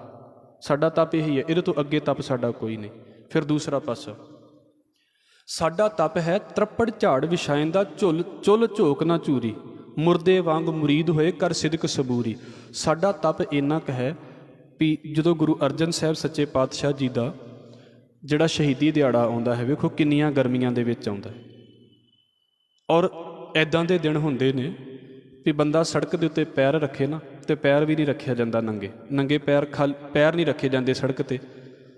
ਅਤੇ ਜਿਹੜੇ ਬੰਦੇ ਹੁੰਦੇ ਨੇ, ਤੇ ਮੈਂ ਸ਼ਾਇਦ ਪਹਿਲਾਂ ਵੀ ਕਦੀ ਇਹ ਗੱਲ ਕੀਤੀ ਹੋਵੇਗੀ, ਕਿਉਂਕਿ ਅਸੀਂ ਗੁਰਪੁਰਬ ਵਾਲੇ ਦਿਨ ਵੇਖਦੇ ਹੁੰਦੇ, ਤੁਸੀਂ ਵੀ ਵੇਖ ਲੈਣਾ, ਉਹ ਇੰਨਾ ਫਰਸ਼ ਗਰਮ ਹੁੰਦਾ ਹੈ ਵੀ ਉਹਦੇ ਉੱਤੇ ਇੱਦਾਂ ਨਹੀਂ ਤੁਰਿਆ ਜਾਂਦਾ। ਤੁਸੀਂ ਵੇਖੋ ਸੰਗਤ ਹੁੰਦੀ ਹੈ ਨੰਗੇ ਪੈਰੀ ਲੰਗਰ ਦੇ ਵਿੱਚ ਸੇਵਾ ਕਰਦੀ ਪਈ ਹੁੰਦੀ ਹੈ। ਸਾਡਾ ਇਹ ਤਪ ਹੈ। ਸਾਡਾ ਤਪ ਇੱਦਾਂ ਦਾ ਨਹੀਂ ਵੀ ਮੈਂ ਤਪ ਕਰਕੇ ਰੱਬ ਨੂੰ ਖੁਸ਼ ਕਰਨਾ ਹੈ। ਸਾਡਾ ਤਪ ਹੈ ਗੁਰਸੇਵਾ ਤਪਾਂ ਸਿਰ ਤਪਸਾਰ। ਸਾਡਾ ਤਪ ਬਸ ਇੰਨਾ ਹੈ ਵੀ ਸੰਗਤ ਦੇ ਲਈ ਜੋ ਕੰਮ ਕਰਦਿਆਂ ਕਿਤੇ ਮੈਨੂੰ ਆਪਣੇ ਆਪ ਨੂੰ ਗਰਮੀ ਵੀ ਬਰਦਾਸ਼ਤ ਕਰਨੀ ਪੈ ਗਈ ਹੈ ਨਾ ਗਰਮੀਆਂ ਦੇ ਵਿੱਚ, ਤੇ ਮੇਰਾ ਇਹੀ ਤਪ ਹੈ। ਹੁਣ ਤਾਂ ਚਲੋ ਸੌਖਾ ਕੰਮ ਆ ਗਿਆ ਹੈ ਕਿ ਸਾਨੂੰ ਲੱਗ ਜਾਂਦਾ ਵੀ ਬਾਹਰੋਂ ਹਲਵਾਈ ਕਰ ਲਓ ਅਤੇ ਬਸ ਪਕਾ ਲਓ ਰੋਟੀਆਂ, ਅਤੇ ਗੱਲ ਵਧੀਆ ਹੋ ਗਈ ਹੈ। ਜਿਨ੍ਹਾਂ ਥਾਵਾਂ ਦੇ ਉੱਤੇ ਸੰਗਤ ਆਪ ਪ੍ਰਸ਼ਾਦਾ ਪਕਾਉਂਦੀ ਹੈ ਗੁਰੂ ਅਰਜਨ ਸਾਹਿਬ ਦੇ ਗੁਰਪੁਰਬ ਦੇ ਉੱਤੇ, ਹਾਲਾਂਕਿ ਗੁਰੂ ਨਾਨਕ ਸਾਹਿਬ ਦਾ ਗੁਰਪੁਰਬ ਅਤੇ ਗੁਰੂ ਗੋਬਿੰਦ ਸਿੰਘ ਮਹਾਰਾਜ ਦਾ ਗੁਰਪੁਰਬ ਤੇ ਤੁਹਾਨੂੰ ਵੀ ਪਤਾ ਵੀ ਸਰਦੀਆਂ ਦੇ ਵਿੱਚ ਹੀ ਆਉਂਦਾ ਹੈ। ਗੁਰੂ ਅਰਜਨ ਸਾਹਿਬ ਦਾ ਗੁਰਪੁਰਬ ਤੇ ਪੂਰਾ ਗਰਮੀ ਦੇ ਵਿੱਚ ਹੁੰਦਾ ਹੈ। ਹੁਣ ਉੱਥੇ ਜਿਹੜੀ ਸੰਗਤ ਹੈ ਜਿੰਨੇ ਲੋਹ ਦੇ ਉੱਤੇ ਪ੍ਰਸ਼ਾਦੇ ਪਕਾਉਣੇ ਨੇ ਤੇ ਲੋਹ ਦੇ ਆਲੇ ਦੁਆਲੇ ਜਿਹੜੀਆਂ ਬੀਬੀਆਂ ਬੈਠੀਆਂ ਹੁੰਦੀਆਂ ਨੇ ਜਾਂ ਜਿਹੜਾ ਲੋਹ ਦੇ ਵਿੱਚ ਬਾਲਣ ਪਾ ਰਿਹਾ ਹੁੰਦਾ ਹੈ ਬੰਦਾ, ਉਹਦੇ ਲਾਗੇ ਵੇਖਿਓ 2-4 ਦਿਨ ਕਿਤੇ ਖਲੋ ਕੇ ਜਦੋਂ ਉਹ ਲੰਗਰ ਦੀ ਸੇਵਾ ਹੁੰਦੀ ਹੈ, ਅੱਧਾ ਘੰਟਾ ਖਲੋਈਏ ਨਾ, ਇੰਨਾ ਸੇਕ ਹੁੰਦਾ ਹੈ ਉਸ ਲੋਹ ਦਾ ਵੀ ਮੂੰਹ ਦਾ ਰੰਗ ਬਦਲ ਦਿੰਦਾ ਅੱਧੇ ਘੰਟੇ ਦੇ ਵਿੱਚ। ਇਹ ਤਾਂ ਬੜਾ ਸੌਖਾ ਜਿਹਾ ਵਿਸ਼ਾ ਹੈ ਵੀ ਅਸੀਂ ਕਿਹਾ ਵੀ ਚਲੋ ਕੋਈ ਨਹੀਂ, ਮੈਂ ਹੁਣ ਕੀ ਉਹਦੇ ਬਾਰੇ ਬੋਲਾਂ ਵੀ ਅਸੀਂ ਤਾਂ ਚਲੋ ਅਜੇ ਕਸ਼ਟਾਂ ਵੱਲ ਤੁਰੇ ਵੀ ਨਹੀਂ, ਸਾਨੂੰ ਤਾਂ ਉਦੋਂ ਵੀ ਏਸੀ ਚਾਹੀਦੇ ਨੇ ਵੀ 2 ਮਿੰਟ ਗਰਮੀ ਚਾਹੀਦੀ ਹੈ, ਤੇ ਮਨਾ ਅਸੀਂ ਗੁਰੂ ਅਰਜਨ ਸਾਹਿਬ ਦਾ ਸ਼ਹੀਦੀ ਦਿਹਾੜਾ ਰਹੇ ਹੁੰਦੇ ਹਾਂ। ਉਹ ਇੱਦਾਂ ਦੀਆਂ ਖੇਡਾਂ ਨਹੀਂ, ਉਹ ਬੜੀਆਂ ਅੱਗੇ ਦੀਆਂ ਗੱਲਾਂ ਨੇ। ਜੇਕਰ ਉਹਨਾਂ ਦੇ ਲਾਗੇ ਬੈਠ ਕੇ ਸਾਨੂੰ ਪ੍ਰਸ਼ਾਦਾ ਪਕਾਉਣਾ ਪਿਆ ਗਿਆ ਵੀ ਸੰਗਤ ਲਈ ਪ੍ਰਸ਼ਾਦਾ ਪਕਾ ਰਹੇ ਹਾਂ, ਸਾਡਾ ਸਭ ਤੋਂ ਵੱਡਾ ਤਪ ਇਹੀ ਹੈ। ਤੇ ਜੇ ਮੈਂ ਕਹਾਂ ਨਾ ਵੀ ਲੰਗਰ ਦੀ ਸੇਵਾ ਨਹੀਂ ਕਰਨੀ ਤੇ ਉੱਦਾਂ ਮੈਂ ਧੁੱਪੇ ਬੈਠਾ ਰਵਾਂ ਤੇ ਗੁਰੂ ਮੇਰੇ ਤੇ ਖੁਸ਼ ਹੋ ਜਾਵੇਗਾ, ਮਹਾਰਾਜ ਕਹਿੰਦੇ ਰੱਬ ਮੂੰਹ ਵੀ ਨਹੀਂ ਕਰੇਗਾ, ਰੱਬ ਮੂੰਹ ਵੀ ਨਹੀਂ ਕਰੇਗਾ। ਗੁਰੂ ਗੋਬਿੰਦ ਸਿੰਘ ਮਹਾਰਾਜ ਦਾ ਗੁਰਪੁਰਬ ਹੁੰਦਾ ਹੈ, ਬਰਤਨਾਂ ਦੀ ਸੇਵਾ। ਪਤਾ ਵੀ ਠੰਡੇ ਪਾਣੀ ਦੇ ਵਿੱਚ ਬਰਤਨ ਧੋਣੇ ਪੈਣਗੇ, ਚਲੋ ਹੁਣ ਤਾਂ ਸਾਡੇ ਕੋਲ ਬੜੀਆਂ ਸਹੂਲਤਾਂ ਨੇ, ਗਰਮ ਪਾਣੀ ਵੀ ਕਰ ਲਿਆ ਜਾਂਦਾ ਹੈ, ਇਹ ਨਹੀਂ ਕਿ ਪਹਿਲਾਂ ਨਹੀਂ ਸੀ ਕਰਦੇ ਹੁੰਦੇ, ਪਰ ਕਿੰਨਾ ਔਖਾ ਹੈ ਨਾ ਪਾਣੀ ਦੀ ਸੇਵਾ ਕਰਨੀ। ਗਰਮੀਆਂ ਵਾਲੀ ਸੇਵਾ ਤੇ ਗਰਮੀਆਂ 'ਚ ਸਾਰੇ ਪਾਣੀ ਦੀ ਸੇਵਾ ਕਰ ਲੈਂਦੇ ਨੇ, ਉਦੋਂ ਅੱਗ ਲਾ ਕੇ ਸੇਵਾ ਕਰਦਿਆਂ ਦਿੱਕਤ ਹੁੰਦੀ ਹੈ, ਪਰ ਜੇ ਸਰਦੀਆਂ ਆ ਗਈਆਂ ਤੇ ਫਿਰ ਸਾਰੇ ਜਾਣੇ ਪਾਣੀ ਤੋਂ ਪਰੇ ਵੀ ਨਹੀਂ, ਪਾਣੀ ਦੀ ਸੇਵਾ ਨਹੀਂ ਕਰਨੀ ਅਸੀਂ, ਤੇ ਅੱਗ ਦੇ ਲਾਗੇ ਬੈਠਣ ਵਾਲੀ ਸੇਵਾ ਕਰ ਲਈਏ, ਨਾਲੇ ਨਿੱਘ ਆ ਜਾਏਗਾ ਤੇ ਨਾਲੇ ਸੇਵਾ ਹੋ ਜਾਵੇਗੀ। ਇਹ ਨਹੀਂ ਕਿ ਕਰਦੇ ਨਹੀਂ ਨੇ, ਬੜੀ ਕਿਰਪਾ ਹੈ ਮਹਾਰਾਜ ਜੀ ਦੀ। ਤੁਸੀਂ ਦਰਬਾਰ ਸਾਹਿਬ ਦੇ ਲੰਗਰ ਦੇ ਵਿੱਚ ਜਾ ਕੇ ਵੇਖ ਲਿਓ, ਅੰਮ੍ਰਿਤਸਰ, ਤੁਹਾਨੂੰ ਪਤਾ ਲੱਗ ਜਾਵੇਗਾ ਵੀ ਲੋਕ ਕਿੱਦਾਂ ਕਿੱਦਾਂ ਦੇ ਮਹਾਰਾਜ ਨੇ ਪੈਦਾ ਕੀਤੇ ਨੇ ਤੇ ਕਿੱਦਾਂ ਕਿੱਦਾਂ ਦੀ ਸੇਵਾ ਵਾਲੇ ਬੰਦੇ ਨੇ। ਸਾਡਾ ਤਪ ਇੱਦਾਂ ਦਾ ਨਹੀਂ ਹੈ ਵੀ ਮੈਂ ਐਵੇਂ ਰੱਬ ਨੂੰ ਵਿਖਾਈ ਜਾਵਾਂ ਵੀ ਰੱਬ ਵੇਖ ਮੈਂ ਕਿੰਨਾ ਔਖਾ ਹੋ ਰਿਹਾ ਹਾਂ, ਮੇਰੇ ਕਰਮਾਂ ਦੇ ਵੱਲ ਵੇਖ ਤੇ ਮੇਰਿਆਂ ਕਸ਼ਟਾਂ ਦੇ ਵੱਲ ਵੇਖ। ਬਾਬਾ ਕਬੀਰ ਕਹਿੰਦੇ ਆਪਣੇ ਆਪ ਨੂੰ ਕੋਹ ਵੀ ਲਓਗੇ ਨਾ, ਖਤਮ ਵੀ ਕਰ ਲਵੋਗੇ ਕੋਹ ਕੇ। ਰੱਬ ਨੇ ਗੱਲ ਵੀ ਨਹੀਂ ਪੁੱਛੀ, ਰੱਬ ਨੇ ਮੂੰਹ ਵੀ ਨਹੀਂ ਕੀਤਾ, ਇੱਧਰ ਵੀ ਕਰਦੇ ਰਹੋ, ਸਾਨੂੰ ਕੀ ਲੱਗੇ ਇਹਦੇ ਨਾਲ। ਦਾਤਾਰ ਜੀ ਦਾ ਬੋਲ ਹੈ, ਗੁਰੂ ਨਾਨਕ ਸਾਹਿਬ ਮਹਾਰਾਜ ਜੀ ਦਾ। ਇਹ ਦੂਸਰਾ ਸ਼ਬਦ ਹੈ ਸ੍ਰੀ ਰਾਗ ਦੇ ਵਿੱਚ। ਹਜ਼ੂਰ ਕਹਿੰਦੇ ਨੇ, ਕੁੱਸਾ ਕਟੀਆਂ ਵਾਰ ਪੀਸਣ ਪੀਸਾ ਪਾਏ, ਅੱਗੀ ਸੇਤੀ ਜਾਲੀਆ ਪਸਮ ਸੇਤੀ ਰਲ ਜਾਓ, ਧੀ ਤੇਰੀ ਕੀਮਤ ਨਾ ਪਵੈ ਹੋਂ ਕੇਵਡ ਆਖਾਂ ਨਾਉ। ਕਹਿੰਦੇ ਜੇ ਮੈਂ ਛੋਟਾ ਵੀ ਆਪਣੇ ਆਪ ਨੂੰ ਕੋਹ ਲਵਾਂ ਨਾ, ਆਹ ਤੇ ਬੜਾ ਸੌਖਾ ਜਿਹਾ ਵਿਸ਼ਾ ਹੋ ਗਿਆ ਹੈ ਵੀ ਜੀ ਮੈਂ ਬੰਦਗੀ ਕਰਦਾ ਹਾਂ ਤੇ ਮੈਂ ਇੱਕ ਲੱਤ ਤੇ ਖਲੋ ਕੇ 4 ਪਾਠ ਕਰ ਲੈਂਦਾ ਹਾਂ, ਕਰੀ ਜਾਓ, ਕੀ ਹੋਵੇਗਾ। ਗੱਲ ਤੇ ਪਾਠ ਕਰਨ ਦੀ ਸੀ, ਗੱਲ ਲੱਤ ਤੇ ਖਲੋਣ ਦੀ ਥੋੜ੍ਹਾ ਸੀ। ਤੁਸੀਂ ਬੈਠ ਕੇ ਕਿਉਂ ਨਹੀਂ ਕਰ ਲੈਂਦੇ? ਬੈਠ ਕੇ ਸੌਖੇ ਹੋ ਜਾਂਦੇ ਸਗੋਂ। ਹੁਣ ਆ ਜਿਹੜੀ ਇੱਕ ਲੱਤ ਤੇ ਖਲੋਣ ਵਾਲੀ ਨਾਲ ਪੰਡ ਆ ਗਈ ਹੈ ਨਾ, ਇਹਨੂੰ ਲੱਥਦਿਆਂ ਬੜਾ ਟਾਈਮ ਲੱਗਣਾ ਹੈ। ਪਾਠ ਖਲੋ ਕੇ ਕਰੋ, ਬੈਠ ਕੇ ਕਰੋ, ਜਿੱਦਾਂ ਸਹੂਲਤ ਹੈ ਉੱਦਾਂ ਕਰੋ। ਗੱਲ ਤੇ ਪਾਠ ਕਰਨ ਦੀ ਸੀ, ਪਰ ਸਾਡੀ ਦੁਨੀਆ ਨੂੰ ਕਸ਼ਟ ਚਾਹੀਦੇ ਨੇ ਵੀ ਰੱਬ ਸਾਡੇ ਕਸ਼ਟਾਂ ਵੱਲ ਵੇਖੇ, ਪਾਠਾਂ ਵੱਲ ਤੇ ਵੇਖੇ ਹੀ ਨਾ ਸਾਡੇ ਵੱਲ। ਰੱਬ ਵੇਖੇ ਵੀ ਮੈਂ ਵੇਖੋ ਜੀ ਘੰਟਾ ਬੈਠਾ ਹੋਇਆ ਸੀ, ਤੇ 4 ਘੰਟੇ ਬੈਠੇ ਰਹੋ, ਕੀ ਫਰਕ ਹੈ। ਮੈਂ ਵੇਖੋ ਜੀ 45 ਮਿੰਟ ਬੋਲਿਆ। ਮਹਾਰਾਜ ਕਹਿੰਦੇ ਪਾਠ ਪੜ੍ਹਿਓ ਔਰ ਵੇਦ ਵਿਚਾਰਿਓ, ਨਿਵਲ ਭਵੰਗਮ ਸਾਧੇ, ਪੰਚ ਜਨਾਸਿਓ ਸੰਗ ਨਾ ਛੁਟਕਿਓ, ਅਧਿਕ ਅਹਮ ਬੁੱਧ ਬਾਧੇ। ਕਹਿੰਦੇ ਸਿਰਫ ਪੜ੍ਹੇ ਹੀ ਨਹੀਂ ਨੇ ਪਾਠ, ਵਿਚਾਰ ਵੀ ਕਰ ਲਈ ਹੈ, ਵਿਆਖਿਆ ਵੀ ਆਉਂਦੀ ਹੈ ਚੰਗੀ ਤਰ੍ਹਾਂ। ਨਿਵਲ ਭਵੰਗਮ ਸਾਧੇ, ਜੋਗੀਆਂ ਵਾਂਗੂ ਤਰ੍ਹਾਂ ਦੇ ਪੁੱਠੇ ਸਿੱਧੇ ਆਸਣ ਵੀ ਕਰ ਲਏ ਨੇ। ਮਹਾਰਾਜ ਕਹਿੰਦੇ ਪੰਚ ਜਨਾਸਿਓ ਸੰਗ ਨਾ ਛੁਟਕਿਓ, ਵਿਕਾਰਾਂ ਨਾਲੋਂ ਖਹਿੜਾ ਫੇਰ ਨਹੀਂ ਛੁੱਟਿਆ, ਸਗੋਂ ਹੋਰ ਹੰਕਾਰੀ ਹੋ ਗਏ। ਔਰ ਵੇਖੋ ਜਿੰਨੇ ਕਸ਼ਟ ਕਰੀ ਜਾਂਦੇ ਨੇ ਨਾ ਬੰਦੇ ਉਹਨੇ ਹੰਕਾਰੀ ਹੋ ਜਾਂਦੇ ਨੇ, ਉਹਨੇ ਨਵੇਂ ਆਉਣ ਵਾਲਿਆਂ ਨੂੰ ਗੁੱਸੇ ਨਾਲ ਬੋਲਦੇ ਨੇ। ਜਿਹੜੇ ਗੁਰਦੁਆਰਿਆਂ ਵਿੱਚ ਰਹਿ ਕੇ ਪੁਰਾਣੇ ਹੋ ਜਾਂਦੇ ਨੇ ਨਾ, ਮੇਰੇ ਵਰਗੇ, ਉਹ ਕਿਤੇ ਕੋਈ ਨਵਾਂ ਬੰਦਾ ਆ ਜਾਵੇ ਨਾ ਗੁਰਦੁਆਰੇ ਵਿੱਚ, ਉਹਨੂੰ ਬੜੇ ਗੁੱਸੇ ਨਾਲ ਬੋਲਦੇ ਨੇ ਵੀ ਮੈਂ ਇੱਦਾਂ ਕਰਦਾ, ਤੂੰ ਕਿਉਂ ਨਹੀਂ ਇੱਦਾਂ ਕਰਦਾ। ਉਹਨੂੰ ਮਹਾਰਾਜ ਕਹਿੰਦੇ ਅਧਿਕ ਅਹਮ ਬੁੱਧ ਬਾਧੇ। ਇਹ ਭਾਈ ਸਗੋਂ ਕੰਮ ਖਰਾਬ ਹੋ ਗਿਆ। ਤੇ ਰੱਬ ਮੂੰਹ ਵੀ ਨਹੀਂ ਕਰਦਾ ਇਹਨਾਂ ਇਹੋ ਜਿਹੇ ਬੰਦਿਆਂ ਦੇ ਵੱਲ। ਸਿੱਧੀ ਵਿਆਖਿਆ ਬਾਬਾ ਕਬੀਰ ਸਾਹਿਬ ਨੇ ਕਰ ਦਿੱਤੀ ਹੈ। ਕਬੀਰ ਮਹਿੰਦੀ ਕਰ ਘਾਲਿਆ, ਭਾਵੇਂ ਬੰਦਾ ਆਪਣੇ ਆਪ ਨੂੰ ਜਿੰਨਾ ਮਰਜ਼ੀ ਪੀਸ ਲਵੇ, ਆਪਣੇ ਆਪ ਨੂੰ ਜਿੰਨਾ ਮਰਜ਼ੀ ਕਸ਼ਟ ਦੇ ਲਵੇ, ਹਜ਼ੂਰ ਕਹਿੰਦੇ ਆਪ ਪਿਸਾਏ ਤੈ ਸ਼ਹਿ ਬਾਤ ਨਾ ਪੁੱਛੀ ਹੈ। ਉਸ ਮਾਲਕ ਨੇ ਤੇ ਗੱਲ ਵੀ ਨਹੀਂ ਪੁੱਛੀ ਉਹਨਾਂ ਦੀ। ਅਸੀਂ ਕਿਸੇ ਦੇ ਘਰ ਜਾਈਏ ਤੇ ਉਹਦੇ ਘਰ ਦੇ ਬਾਹਰ ਖਲੋਤੇ ਰਹੀਏ ਤੇ ਅਗਲਾ ਦਰਵਾਜ਼ਾ ਹੀ ਨਾ ਖੋਲ੍ਹੇ, ਕੀ ਸੋਚਦੇ ਹਾਂ ਅਸੀਂ ਫਿਰ। ਤੇ ਜੇ ਰੱਬ ਦੇ ਘਰ ਵੱਲ ਤੁਰੇ ਹੋਈਏ ਜੀ, ਪਾਠ ਤੇ ਰੋਜ਼ ਕਰ ਲੈਂਦੇ ਹਾਂ, ਪਰ ਉਹਨੇ ਕਦੀ ਗੱਲ ਵੀ ਨਹੀਂ ਪੁੱਛੀ। ਮਹਾਰਾਜ ਕਹਿੰਦੇ ਨਹੀਂ, ਇੱਦਾਂ ਖੇਡ ਨਹੀਂ ਬਣਦੀ। ਕਰਨਾ ਤੇ ਉਹ ਹੈ ਵੀ ਕਿਤੇ ਗੱਲ ਤੇ ਪੁੱਛ ਲਵੇ। ਮਤ ਹਰ ਪੁੱਛਿਆ ਕੌਣ ਹੈ ਪਰਾ ਹਮਾਰੇ ਬਾਰ। ਉਹ ਮੈਂ ਉਹੋ ਜਿਹੇ ਕੰਮ ਕਰਾਂ ਸ਼ਾਇਦ ਕਿਤੇ ਰੱਬ ਮੇਰੀ ਗੱਲ ਪੁੱਛ ਲਵੇ, ਪਰ ਉਹ ਤੇ ਗੱਲ ਪੁੱਛੀ ਹੀ ਨਹੀਂ ਜਾ ਰਹੀ, ਉਧਰ ਤੇ ਗੱਲ ਹੀ ਨਹੀਂ ਹੋ ਰਹੀ। ਬੰਦਾ ਤੇ ਕਸ਼ਟ ਜਤਾਉਣਾ ਚਾਹੁੰਦਾ ਹੈ ਵੀ ਵੇਖ ਮੇਰੇ ਵੱਲ ਮੈਂ ਕਿੰਨੇ ਕਸ਼ਟ ਕਰਦਾ ਹਾਂ। ਮੈਂ ਫਿਰ ਕਹਿ ਦੇਵਾਂ, ਇੱਥੇ ਮਤਲਬ ਇਹ ਨਾ ਸਮਝ ਲਿਓ ਵੀ ਮਹਾਰਾਜ ਨੇ ਕਿਹਾ ਵੀ ਕਸ਼ਟ ਨਾ ਕਰੋ, ਸਾਡੇ ਕਸ਼ਟ ਨੇ। ਅੰਮ੍ਰਿਤ ਵੇਲੇ ਉੱਠਣਾ ਇਹ ਤਪ ਹੈ ਸਾਡਾ, ਇਹ ਉੱਠਣਾ ਹੀ ਹੈ।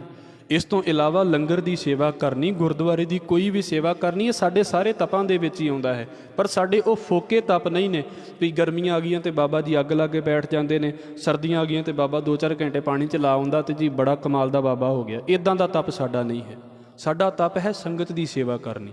ਸੰਗਤ ਦੀ ਸੇਵਾ ਕਰਦਿਆਂ ਸਰੀਰ ਨੂੰ ਕੁਝ ਨੁਕਸਾਨ ਵੀ ਹੋ ਗਿਆ ਹੈ ਤੇ ਉਹਦੀ ਵੀ ਪਰਵਾਹ ਨਹੀਂ ਕਰਦੇ ਆਪਾਂ। ਪਰ ਜੇ ਕਹੀਏ ਨਾ ਵੀ ਮੈਂ ਦਿਖਾਵੇ ਦੇ ਤੌਰ 'ਤੇ ਕਰਦਾ ਪਿਆ ਹਾਂ, ਤੇ ਫਿਰ ਬਾਬਾ ਕਬੀਰ ਇਹੋ ਕਹਿੰਦੇ ਨੇ, ਤੈ ਸ਼ਹਿ ਬਾਤ ਨਾ ਪੁੱਛੀ ਹੈ। ਉਸ ਮਾਲਕ ਨੇ ਤੇ ਗੱਲ ਵੀ ਨਹੀਂ ਪੁੱਛੀ, ਉਹਨੇ ਤੇ ਮੂੰਹ ਵੀ ਨਹੀਂ ਵੇਖਿਆ। ਕਰੀ ਜਾਓ ਕਸ਼ਟ ਕਿੰਨੇ ਜਾਣੇ ਨੇ।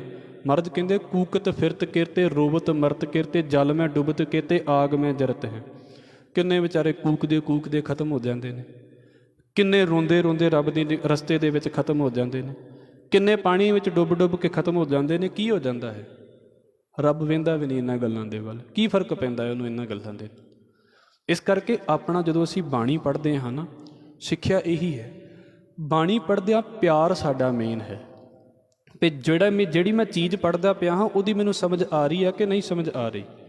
ਜਿਹੜੀ ਮੈਂ ਚੀਜ਼ ਪੜ੍ਹਦਾ ਪਿਆ ਹਾਂ ਮੇਰਾ ਉਹਦੇ ਨਾਲ ਪਿਆਰ ਕਿੰਨਾ ਕੁ ਹੈ।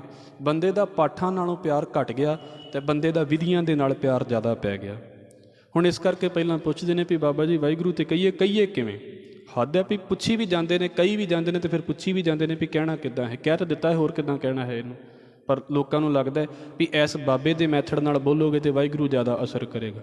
ਵਾਹਿਗੁਰੂ ਬਾਬੇ ਦਾ ਦਿੱਤਾ ਹੋਇਆ ਨਹੀਂ ਹੈ, ਵਾਹਿਗੁਰੂ ਗੁਰੂ ਨਾਨਕ ਦਾ ਦਿੱਤਾ ਹੋਇਆ ਹੈ।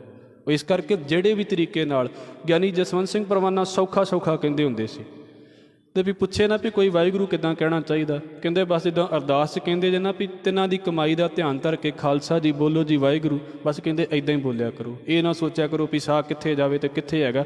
ਤੁਹਾਡਾ ਕੰਮ ਵਾਹਿਗੁਰੂ ਦੇ ਨਾਲ ਹੈ, ਵੀ ਵਾਹਿਗੁਰੂ ਕਹਿਣਾ ਹੈ। ਤੁਹਾਡਾ ਕੰਮ ਸਾਹਾਂ ਨੂੰ ਗਿਣਨਾ ਨਹੀਂ ਹੈ। ਪਰ ਗਿਣਦੇ ਨੇ ਲੋਕਾਂ ਨੇ ਤਾਂ ਚੌਲਾਂ ਦੇ ਦਾਣੇ ਰੱਖੇ ਹੁੰਦੇ ਨੇ ਵੀ ਇੰਨੀ ਵਾਰ ਗਿਣਨਾ ਹੈ। ਆਹ ਹੁਣ ਤਾਂ ਸਾਡੇ ਕੋਲ ਦੂਜੇ ਆ ਗਏ ਨੇ ਨਾ ਗਿਣਤੀਆਂ ਵਾਲੇ, ਵੀ ਉਂਗਲ ਦੇ ਵਿੱਚ ਪਾ ਲਓ ਅਤੇ ਨਾਲੇ ਉਹਨੂੰ ਦੱਬੀ ਜਾਓ। ਪਹਿਲਾਂ ਦੂਜੀਆਂ ਮਾਲਾਂ ਹੁੰਦੀਆਂ ਸੀ ਨਾ ਵੀ ਉਹਨਾਂ 'ਚ ਤਾਂ ਫਿਰ ਵੀ ਗਿਣਤੀ ਦਾ ਭੁਲੇਖਾ ਲੱਗ ਜਾਂਦਾ ਸੀ। ਹੁਣ ਤਾਂ ਸਗੋਂ ਗਿਣਤੀ ਦਾ ਭੁਲੇਖਾ ਹੀ ਨਹੀਂ ਲੱਗਦਾ ਵੀ ਇਹਨੂੰ ਦੱਬੀ ਜਾਓ। ਅਤੇ ਮੈਂ ਤਾਂ ਅਕਸਰ ਕਹਿੰਦਾ ਹੁੰਦਾ ਵੀ ਕਿਸੇ ਵੇਲੇ ਉਹ ਗੱਲਾਂ ਕਰੀ ਜਾਂਦੇ, ਉਹਨਾਂ ਦਾ ਅੰਗੂਠਾ ਫਿਰ ਵੀ ਦੱਬੀ ਜਾ ਰਿਹਾ ਹੁੰਦਾ। ਇਹ ਕੀ ਹੋ ਰਿਹਾ ਜ਼ਿੰਦਗੀ ਦੇ ਵਿੱਚ ਸਾਡੇ 'ਚ? ਕਿਹੜੇ ਰੱਬ ਨੂੰ ਖੁਸ਼ ਕੀਤਾ ਜਾ ਰਿਹਾ ਇੱਦਾਂ? ਬਾਬਾ ਕਬੀਰ ਕਹਿੰਦੇ ਰੱਬ ਮੂੰਹ ਵੀ ਨਹੀਂ ਕਰੇਗਾ ਇਹਨਾਂ ਗੱਲਾਂ ਦੇ ਵੱਲ। ਔਰ ਥੋੜ੍ਹੇ ਨੇ ਕਿਤੇ ਤੁਸੀਂ ਧਾਰਮਿਕ ਅਸਥਾਨਾਂ ਦੇ ਵਿੱਚ, ਧਾਰਮਿਕ ਅਸਥਾਨਾਂ ਦੇ ਬਾਹਰ ਵੇਖੀ ਜਾਓਗੇ ਕਸ਼ਟ ਕਰਦੇ ਪਏ ਨੇ। ਪਰ ਬੜੇ ਦੁੱਖ ਜਿਹੇ ਦੇ ਨਾਲ, ਅਤੇ ਮਹਾਰਾਜ ਤੋਂ ਡਰ ਕੇ ਇਸ ਗੱਲ ਨੂੰ ਕਹਿੰਦਾ ਹਾਂ, ਉਹਨਾਂ ਦੇ ਵੱਲ ਵੇਖ ਕੇ ਲੱਗਦਾ ਹੀ ਨਹੀਂ ਵੀ ਇਹਨਾਂ ਦੇ ਲਾਗੋਂ ਦੀ ਵੀ ਕਦੀ ਰੱਬ ਲੰਘਿਆ ਹੋਵੇਗਾ। ਕਦੀ ਲੱਗਦਾ ਹੀ ਨਹੀਂ ਉਹਨਾਂ ਵੱਲ ਵੇਖ ਕੇ। ਮੈਂ ਉਹ ਗੱਲ ਕਹਿ ਕੇ ਸਮਾਪਤੀ ਕਰਾਂਗਾ। ਅਗਲਾ ਸਲੋਕ ਆਪ ਜੀ ਦੇ ਨਾਲ ਸਾਂਝਾ ਕਰਾਂਗਾ, ਜਿਹਦੇ ਵਿੱਚ ਮਸਕੀਨ ਸਾਹਿਬ ਦੀ ਗੱਲ ਮੈਂ ਕਰਦਾ ਹੁੰਦਾ ਵੀ ਕਹਿੰਦੇ ਵੀ ਮੈਨੂੰ ਬੰਦਾ ਮਿਲਿਆ, ਕਹਿੰਦਾ ਜੀ ਮੈਂ 5 ਪਾਠ ਸੁਖਮਨੀ ਸਾਹਿਬ ਦੇ ਰੋਜ਼ ਕਰ ਲੈਂਦਾ। ਤੇ ਮਸਕੀਨ ਸਾਹਿਬ ਕਹਿੰਦੇ ਮੈਂ ਵੇਖਿਆ ਅਤੇ ਮੈਂ ਫਿਰ ਕਹਿ ਦਿੱਤਾ ਵੀ ਤੇਰੇ ਮੂੰਹ ਵੱਲ ਵੇਖ ਕੇ ਤਾਂ ਲੱਗਦਾ ਨਹੀਂ ਵੀ ਤੂੰ ਇੱਕ ਪਾਠ ਵੀ ਕਰਦਾ ਹੋਵੇਂਗਾ। ਇਹ ਕਹਿਣਾ ਬੜਾ ਔਖਾ ਹੁੰਦਾ ਹੈ ਕਿਸੇ ਨੂੰ ਵੀ ਸਾਡੇ ਮੂੰਹ ਵੱਲ ਵੇਖ ਕੇ ਲੱਗਦਾ ਹੀ ਨਹੀਂ ਵੀ ਅਸੀਂ ਗੁਰਦੁਆਰਿਓਂ ਨਿਕਲਦੇ ਹਾਂ। ਸਾਡੇ ਕਰਮਾਂ ਵੱਲ ਵੇਖ ਕੇ ਲੱਗਦਾ ਹੀ ਨਹੀਂ ਵੀ ਅਸੀਂ ਸੇਵਾ ਕਰਕੇ ਨਿਕਲੇ ਹਾਂ। ਔਰ ਕਿੰਨੇ ਗੁੱਸੇ ਦੇ ਵਿੱਚ ਬੰਦੇ ਨਿਕਲਦੇ ਨੇ ਨਾ। 4 ਘੰਟੇ ਗੁਰਦੁਆਰੇ ਦੀ ਸੇਵਾ ਕੀਤੀ, ਗੁੱਸਾ ਚੜ੍ਹ ਗਿਆ। ਇਹ ਕੀ ਬਣ ਗਿਆ? ਮਹਾਰਾਜ ਕਹਿੰਦੇ ਕਿਹੜੇ ਰੱਬ ਨੂੰ ਖੁਸ਼ ਕਰਦੇ ਪਏ ਨੇ? ਤੈ ਸ਼ਹਿ ਬਾਤ ਨਾ ਪੁੱਛੀ ਹੈ ਕਬਹੂ ਨਾ ਲਾਈ ਪਾਏ। ਜਿੱਦਾਂ ਮਹਿੰਦੀ ਨੂੰ ਤਿਆਰ ਕਰਕੇ ਸਾਰਾ ਕੁਝ ਕਰ ਲਿਆ ਪਰ ਲਾਉਣ ਵਾਲੇ ਨੇ ਲਾਈ ਨਾ, ਇੱਦਾਂ ਬੰਦੇ ਨੇ ਤਪ ਤੇ ਬੜੇ ਕਰ ਲਏ, ਰੱਬ ਨੇ ਵੇਖਿਆ ਵੀ ਨਹੀਂ ਉਹਨਾਂ ਵੱਲ। ਰੱਬ ਲਈ ਕੀ ਸੀ ਇਹ ਚੀਜ਼ਾਂ? ਕੁਝ ਵੀ ਨਹੀਂ ਸੀ। ਸਤਿਗੁਰੂ ਕਿਰਪਾ ਕਰਦੇ ਨੇ। ਇਸ ਕਰਕੇ ਕਸ਼ਟਾਂ ਤੋਂ ਆਪਣੇ ਆਪ ਨੂੰ ਘਟਾ ਕੇ, ਕਸ਼ਟ ਨਹੀਂ ਦੇਣੇ ਪਰ ਆਪਣੇ ਆਪ ਨੂੰ ਇੱਦਾਂ ਚੀਜ਼ ਜ਼ਰੂਰ ਸੋਚ ਕੇ ਚੱਲੋ ਵੀ ਭਾਈ ਬਾਣੀ ਦੇ ਨਾਲ ਪਿਆਰ ਹੈ। ਤੁਰਦਿਆਂ ਫਿਰਦਿਆਂ ਬਾਣੀ ਜਿੰਨੀ ਪੜ੍ਹੀ ਜਾਵੇ, ਜਿੰਨੀ ਗਾਈ ਜਾਵੇ, ਵਾਹਿਗੁਰੂ ਵਾਹਿਗੁਰੂ ਕਹੀ ਜਾਓ, ਸਰੀਰ ਨੂੰ ਕਸ਼ਟ ਦੇਣ ਦੀ ਲੋੜ ਨਹੀਂ ਹੈ। ਇਹ ਬੜਾ ਸੌਖਾ ਜਿਹਾ ਵਿਸ਼ਾ ਹੈ। ਇਸ ਕਰਕੇ ਮਹਾਰਾਜ ਕਹਿੰਦੇ ਨੇ ਵੀ ਕਸ਼ਟਾਂ ਤੋਂ ਬਾਹਰ ਆ ਕੇ। ਫਿਰ ਅਗਲਾ ਹੈ ਸਤਿਗੁਰੂ ਜੀ ਦਾ ਸ਼ਲੋਕ, ਕਬੀਰ ਜਿਹ ਦਰ ਆਵਤ ਜਾਤੇ ਉਹ ਹਟਕੈ ਨਾਹੀ ਕੋਏ, ਸੋ ਦਰ ਕੈਸੀ ਛੋਡੀਐ ਜੋ ਦਰ ਐਸਾ ਹੋਏ। ਇੱਕ ਤੇ ਹੁੰਦੇ ਨੇ ਜਿਹੜੇ ਬੰਦਿਆਂ ਦੇ ਬਣਾਏ ਹੋਏ ਅਸਥਾਨ ਹੁੰਦੇ ਨੇ, ਇੱਕ ਹੁੰਦੇ ਨੇ ਰੱਬ ਦੇ ਅਸਥਾਨ। ਅਸੀਂ ਕਹਿ ਦਿੰਦੇ ਹਾਂ, ਮਾਫ਼ ਕਰਨਾ, ਵੀ ਸਾਡੇ ਜਿਹੜੇ ਘਰ ਨੇ ਉਹ ਸਾਰਿਆਂ ਦੇ ਲਈ ਨੇ, ਪਰ ਨਹੀਂ ਹੁੰਦੇ ਸਾਰਿਆਂ ਲਈ। ਸਾਡੀ ਮਰਜ਼ੀ ਹੈ ਅਸੀਂ ਕਿਹਨੂੰ ਸੱਦਣਾ ਅਤੇ ਕਿਹਨੂੰ ਨਹੀਂ ਸੱਦਣਾ, ਸਾਡੀ ਮਰਜ਼ੀ ਹੈ। ਪਰ ਕੀ ਇਹ ਮਰਜ਼ੀ ਅਸੀਂ ਗੁਰਦੁਆਰੇ ਵਿੱਚ ਵੀ ਕਰ ਸਕਦੇ ਹਾਂ? ਅਸੀਂ ਨਹੀਂ ਕਰ ਸਕਦੇ। ਭਾਵੇਂ ਮੇਰੇ ਨਾਲ ਕਿਸੇ ਦੀ ਕਿੰਨੀ ਵੀ ਅਣਬਣ ਹੋਵੇ, ਨਹੀਂ ਬਣਦੀ ਪਈ ਮੇਰੀ ਕਿਸੇ ਨਾਲ, ਮੈਂ ਕੌਣ ਹੈ ਕਿਸੇ ਨੂੰ ਇਹ ਕਹਿ ਦੇਵਾਂ ਵੀ ਭਾਈ ਤੂੰ ਗੁਰਦੁਆਰੇ ਨਾ ਆਇਆ ਕਰ, ਜਾਂ ਕੋਈ ਕਿੱਦਾਂ ਮੈਨੂੰ ਕਹਿ ਸਕਦਾ ਵੀ ਤੂੰ ਗੁਰਦੁਆਰੇ ਨਾ ਆਇਆ ਕਰ। ਮੇਰੇ ਨਾਲ ਕਈ ਨਾਰਾਜ਼ ਹੋ ਸਕਦੇ ਨੇ, ਮੈਂ ਕਈਆਂ ਨਾਲ ਨਾਰਾਜ਼ ਹੋ ਸਕਦਾ, ਗੁਰਦੁਆਰੇ ਨਾਲ ਕਾਦੀ ਨਾਰਾਜ਼ਗੀ। ਬਾਬਾ ਕਬੀਰ ਕਹਿੰਦੇ ਨੇ ਕਈ ਅਸਥਾਨ ਇੱਦਾਂ ਦੇ ਹੁੰਦੇ ਨੇ ਜਿੱਥੇ ਹਰ ਇੱਕ ਦੀ ਜਾਤੀ ਵਾਲੀ ਦੀ ਐਂਟਰੀ ਬੰਦ ਹੈ, ਵੀ ਇੱਥੇ ਹਰ ਜਾਤ ਦਾ ਬੰਦਾ ਨਹੀਂ ਆ ਸਕਦਾ, ਭਾਵੇਂ ਉਹਨੂੰ ਰੱਬ ਦੇ ਨਾਂ ਦੇ ਉੱਤੇ ਖੋਲ੍ਹਿਆ ਹੋਵੇ। ਪੀਰ ਹੈ ਤੇ ਮੰਦਰ ਹੈ ਤੇ ਧਾਰਮਿਕ ਸਥਾਨ ਹੈ, ਪਰ ਸਾਰੇ ਮਨੁੱਖ ਨਹੀਂ ਇੱਥੇ ਆ ਸਕਦੇ। ਕੁਝ ਖਾਸ ਸ਼੍ਰੇਣੀਆਂ ਆ ਸਕਦੀਆਂ ਨੇ, ਕੁਝ ਬੰਦੇ ਹੀ ਆ ਸਕਦੇ ਨੇ, ਕੁਝ ਬੀਬੀਆਂ ਨਹੀਂ ਆ ਸਕਦੀਆਂ। ਉਹਨੂੰ ਕੀ ਕਿਹਾ ਜਾਂਦਾ ਹੈ ਵੀ ਹਟਕ ਦਿੱਤਾ, ਰੋਕ ਦਿੱਤਾ। ਬਾਬਾ ਕਬੀਰ ਕਹਿੰਦੇ ਨੇ ਮੈਂ ਉਸ ਘਰ ਦੇ ਵੱਲ ਨੂੰ ਜਾਣ ਦੇ ਵਿੱਚ ਵਿਸ਼ਵਾਸ ਰੱਖਦਾ ਹਾਂ ਤੇ ਉਸ ਘਰ ਨੂੰ ਜਾਂਦਾ ਹਾਂ। ਕਬੀਰ ਜਿਹ ਦਰ ਆਵਤ ਜਾਤੇ ਹੋ, ਜਿੱਥੋਂ ਆਉਂਦਿਆਂ ਜਾਂਦਿਆਂ ਸਾਨੂੰ ਕੋਈ ਰੋਕਦਾ ਨਹੀਂ ਹੈ, ਜਿੱਥੋਂ ਸਾਨੂੰ ਕੋਈ ਹਟਕਦਾ ਨਹੀਂ ਹੈ। ਆਪਾਂ ਇੱਕ ਗੱਲ ਪੜ੍ਹਦੇ ਹੁੰਦੇ ਆ ਨਾ, ਤੇ ਮੈਂ ਕਈ ਵਾਰ ਆਪ ਜੀ ਦੇ ਨਾਲ ਉਹ ਗੱਲ ਸਾਂਝੀ ਕੀਤੀ ਆ ਵੀ ਵੇਖੋ ਅਸੀਂ ਗੁਰਦੁਆਰੇ ਆ ਕੇ ਬੈਠੇ, ਸਾਨੂੰ ਕੋਈ ਬੰਦਾ ਇੱਦਾਂ ਬੋਲ ਦੇਵੇ ਜਿੱਦਾਂ ਭਗਤ ਨਾਮਦੇਵ ਜੀ ਨੂੰ ਬੋਲਿਆ ਗਿਆ ਸੀ, ਤੇ ਵੇਖਿਓ ਫਿਰ ਸਾਡੇ ਦਿਲ 'ਤੇ ਕੀ ਬੀਤਦੀ ਹੈ। ਬਾਬਾ ਨਾਮਦੇਵ ਕਹਿੰਦੇ ਨੇ ਨਾ, ਹਸਤ ਖੇਲਤ ਤੇਰੇ ਦੇਹੁ ਰਹਿ ਆਇਆ, ਭਗਤ ਕਰਤ ਨਾਮਾ ਪਕੜ ਉਠਾਇਆ। ਤੁਸੀਂ ਬਹਿ ਕੇ ਇੱਥੇ ਜਾਂ ਮੈਂ ਇੱਥੇ ਬਹਿ ਕੇ ਵਾਹਿਗੁਰੂ ਵਾਹਿਗੁਰੂ ਕਹਿ ਰਿਹਾ ਹੋਵਾਂ ਤਾਂ ਕੋਈ ਬਾਂਹ ਫੜ ਕੇ ਮੈਨੂੰ ਬਾਹਰ ਕੱਢ ਦੇਵੇ, ਕੀ ਬੀਤਦੀ ਹੈ ਦਿਲ ਦੇ ਉੱਤੇ, ਕਿੰਨਾ ਬੁਰਾ ਲੱਗਦਾ ਨਾ। ਮੈਂ ਗੁਟਕਾ ਸਾਹਿਬ ਲੈ ਕੇ ਪਾਠ ਕਰਦਾ ਹੋਵਾਂ ਤੇ ਮੇਰੇ ਕੋਲ ਕੋਈ ਚੌਧਰੀ ਆਵੇ ਤੇ ਗੁਟਕਾ ਸਾਹਿਬ ਫੜ ਕੇ ਤੇ ਉੱਥੇ ਰੱਖ ਦੇ ਵੀ ਚੱਲ ਬਾਹਰ ਗੁਰਦੁਆਰੇ ਤੋਂ। ਲੰਗਰ ਵਰਤਾ ਰਿਹਾ ਹੋਵਾਂ ਤੇ ਕੋਈ ਬਾਲਟੀ ਖੋਲ੍ਹਵੇ ਵੀ ਤੂੰ ਲੰਗਰ ਨਹੀਂ ਵਰਤਾਉਣਾ। ਮੈਂ ਸੇਵਾ ਕਰਦਾ ਪਿਆ ਹੋਵਾਂ ਤੇ ਕੋਈ ਆਵੇ ਵੀ ਤੂੰ ਚੱਲ ਪਰੇ। ਕਿੰਨੇ ਬੰਦੇ ਇਹੋ ਜਿਹੇ ਨੇ ਧਾਰਮਿਕ ਸਥਾਨਾਂ 'ਤੇ, ਮੈਂ ਵਾਰ-ਵਾਰ ਇਸ ਗੱਲ ਨੂੰ ਵੇਖਦਾ ਹੁੰਦਾ। ਉਹਨਾਂ ਨੂੰ ਲੱਗਦਾ ਵੀ ਬਸ ਅਸੀਂ ਹਾਂ।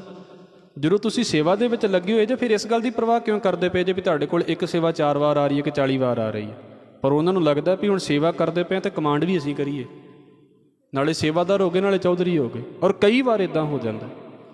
ਬਾਬਾ ਨਾਮਦੇਵ ਨਾਲ ਇੱਦਾਂ ਵਰਤੀ ਹੈ, ਭਗਤ ਕਰਤ ਨਾਮਾ ਪਕੜ ਉਠਾਇਆ। ਕਹਿੰਦੇ ਮੈਨੂੰ ਤੇ ਭਗਤੀ ਕਰਦੇ ਨੂੰ ਹਟਾ ਦਿੱਤਾ ਇਹਨਾਂ ਨੇ। ਤੇ ਸਭ ਤੋਂ ਔਖਾ ਕੰਮ, ਮੈਨੂੰ ਮਾਫ਼ ਕਰਿਓ, ਮੈਂ ਇਹ ਨਹੀਂ ਕਹਿੰਦਾ ਵੀ ਸਾਨੂੰ ਬਹੁਤ ਕੁਝ ਪਤਾ ਹੈ। ਇੱਕ ਹੁੰਦੀ ਹੈ ਸਾਡੀ ਬੰਦਗੀ।